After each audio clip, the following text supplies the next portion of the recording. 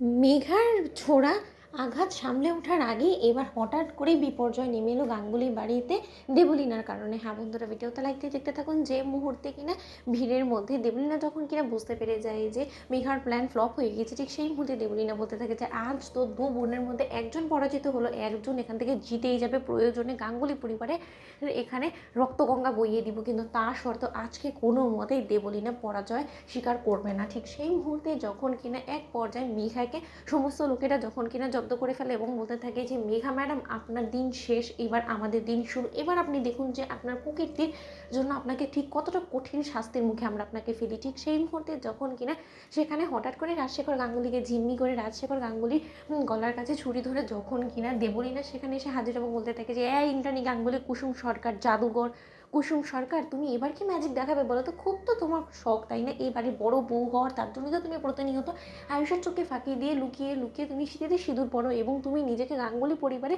রক্ষা কবচ বলে দাবি করো। আজকে কি করবে তুমি? গাঙ্গুলি বাড়ির কর্তাকে কি করে তুমি রক্ষা করবে? কারণ একটা মানুষ যদি এগিয়ে আসার চেষ্টা করে এবং আমাদের অনুযায়ী যদি সমস্ত কিছু না হয়, তাহলে কিন্তু এক্ষুনি এখানে এই বুড়ো লাশ পড়ে যাবে, সেটা নিশ্চয়ই তোমরা চাও না। ঠিক সেই মুহূর্তে যখন কিনা এক পর্যায়ে সিদ্ধার্থ বলতে থাকে যে দেবলীনা, তুমি কিন্তু এবার বাড়াবাড়ি করে ফেলছো এবং তুমি বেরোলে কি করে জেল থেকে বলো তো? ঠিক সেই মুহূর্তে কুসুম যখন বলতে থাকে যে উনি অনেকবার বেরিয়েছে এবং সেদিন রেজর্টে আমার উপরে যে হামলা হয়েছিল সেটা আমি দেবীমাকে বলেছিলাম এবং সেই সমস্ত হামলা যে দেবলীনা ম্যাডামই করিয়েছিল এবং ছোটো সাহেবকেও গাছের সঙ্গে উল্টো করে ঝুলিয়ে রাখাটাও যে দেবলীনা ম্যাডামের কাজ ছিল, সেই সময় আমি কাউকে বিশ্বাস করাতে পারিনি। এবার নিশ্চয়ই আপনাদের সমস্ত লোকেদের চোখ খুলে গিয়েছে এবং দেবলীনা ম্যাডাম যে প্রায় প্রতিনিয়তই পুলিশের চোখকে ফাঁকি দিয়ে সে জেল থেকে পালিয়ে যায়, সেটা নিশ্চয়ই আজকে প্রমাণিত হয়ে গেল। ঠিক সেই মুহূর্তে যখন কিনা মেঘা বলতে থাকে যে দেবলীনা তুই এসেছিস, আমি জানতাম যে আমি বিপদে পড়লে তুই অবশ্যই আমাকে রক্ষা করার জন্য আসবি। ঠিক সেই মুহূর্তে দেবলীনা যখন কিনা বলতে থাকে যে আজ কি করবে তুমি ইন্দ্রাণী গাঙ্গুলি বলো তো? ঠিক সেই সময় আয়ুষ যখন বলতে থাকে যে দেবলীনা তুমি কি চাও? আমার বাবাকে ছেড়ে দাও, তোমার শত্রুতা তো আমাদের সঙ্গে, এর মাঝখানে আমার বাবাকে কেন টানছো? ঠিক সেই মুহূর্তে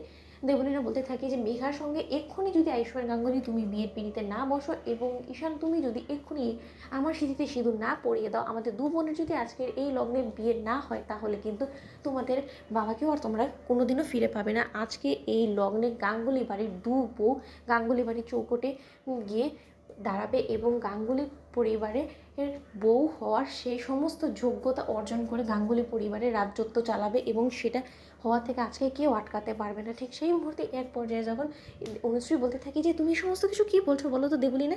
ঈশান অলরেডি ম্যারিড, ওর আমার সঙ্গে বিয়ে হয়েছে। ঠিক সেই মুহূর্তে দেবলীনা বলতে থাকে যে সেই বিয়েটাকে বিয়ে বলে কে মেনেছে বলো তো? আমি তো অন্তত মানি না, কারণ ঈশানের আমার হওয়ার কথা ছিল এবং মেঘার আয়ুষের, তাই আজকে আমাদের বিয়ে হবে এবং সেটা হওয়া থেকে কেউ আটকাতে পারবে না। তো বন্ধুরা, লাইক কমেন্ট শেয়ার করে সাবস্ক্রাইব করতে ভুলো না।